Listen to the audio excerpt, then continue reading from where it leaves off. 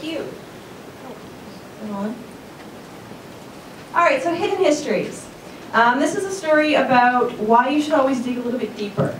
There's always things that are hiding behind the curtain, as it will. And if you don't look, you won't find them. So histories, there are different kinds of histories within a community. Sometimes they are large. These could be the founding of a city, the impact of the world wars, for example.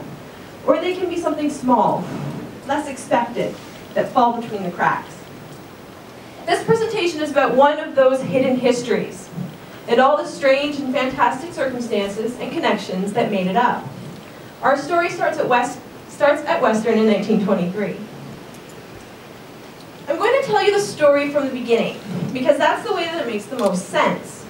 But it's definitely not the way that I discovered it. I started with a collection found in storage at the Museum of Ontario Archaeology that really had no business being there whatsoever. As I said, we'll start in 1923 with this gentleman here on the right. With the retirement of an American adventurer. We'll call him an archaeologist, although the term can really only be applied loosely. He sold this collection here, which has a few more, to Western University in 1923. He just retired, and he was sort of disseminating his collection throughout the world.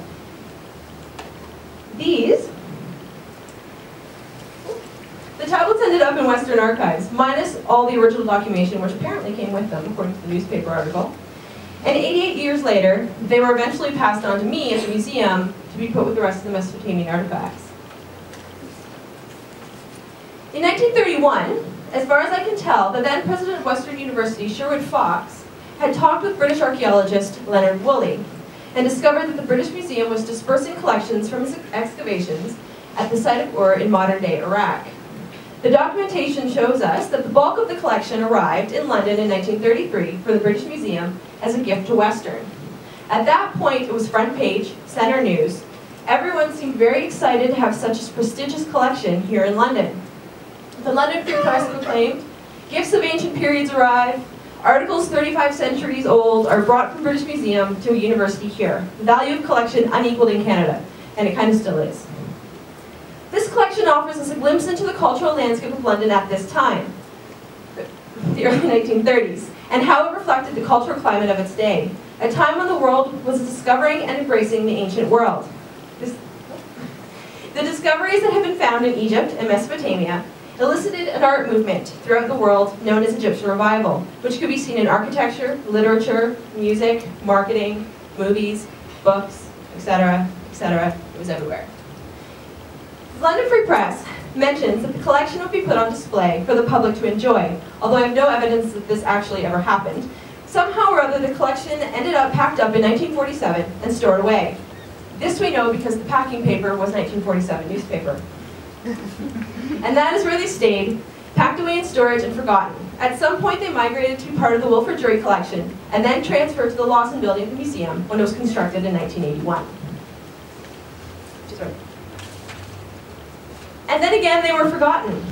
Mislabeled as part of a much smaller Roman Britain collection acquired by Wilfrid Laurier in 1950. This posed a very tricky initial challenge because all the documentation was left at the Western archives. And again, the collection went forgotten until the building of a sustainable archaeology facility and the arrival of Timmins Martel, heritage consultants at the Museum of Ontario Archaeology, prompted the whole-scale movement of our collections out of its storage where it had been since 1981.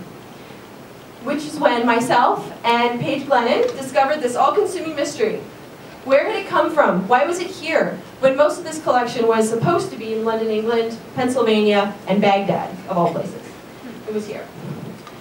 So we've discovered where these came from.